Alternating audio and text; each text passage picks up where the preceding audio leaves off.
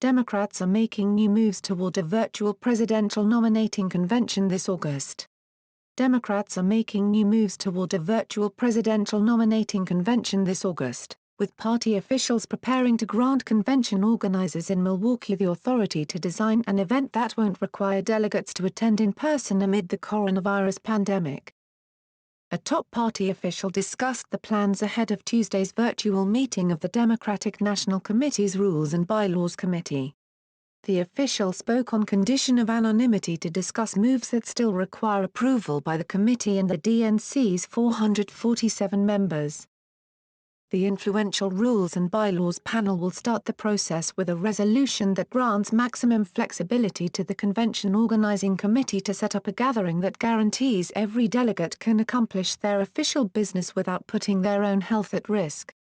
That will include finalizing convention dates, which now are set only as the week of August 17, and determining format, voting mechanisms, structure and other logistical aspects of the convention.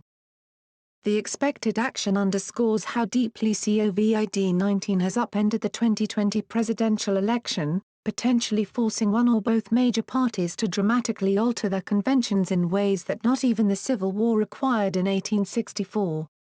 And it raises the possibility even further that Joe Biden will be nominated as his party's standard-bearer without the traditional roll call vote from thousands of delegates across 57 U.S. state and territories.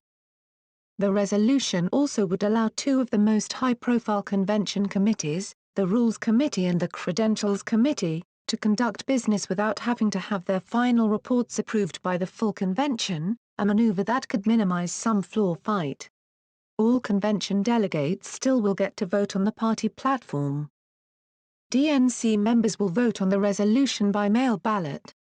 If it gets final approval, the resolution effectively would prevent national party officials from having to convene again ahead of the convention to approve any atypical convention protocols. Party chairman Tom Perez had previously announced a delay of the convention, pushing it back from July 13 to 16 to mid-August, the week before Republicans are set to gather in Charlotte, North Carolina. Republican National Committee Chairwoman Ronna McDaniel has left open the possibility of changes in the GOP convention, as well, though President Donald Trump has made clear his eagerness for the 2020 campaign to return to normal even as the coronavirus spreads. The committee is also expected to approve waivers for states that have postponed presidential primaries beyond the deadline of June 9. Many states postponed their primaries because of the pandemic. 5 states delayed them until after the deadline spelled out in party rules. Kentucky and New York postponed their primaries until June 23, while Delaware and New Jersey are scheduled to vote July 7, and Louisiana is scheduled to hold its primary July 11. Without the waivers, the states could lose half their delegates to the party's national convention. Biden is already the party's presumptive nominee, now that he is the only candidate still running.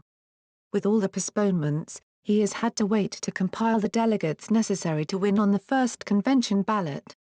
Biden is now likely to clear that threshold in June. The Democrats' latest moves come as the Biden campaign continues negotiations with representatives from the campaign of Bernie Sanders, Biden's last remaining rival, on various details about the party's rules and platform. The two camps already have hammered out a deal on how to allocate delegates, so Sanders doesn't lose delegates he'd earned before dropping out. The candidates' representatives are hammering out policy agreements as they try to avoid the kind of bitter platform fight that could splinter the Democratic general election coalition, as happened 4 years ago when some of Sanders' supporters never fully coalesced behind nominee Hillary Clinton.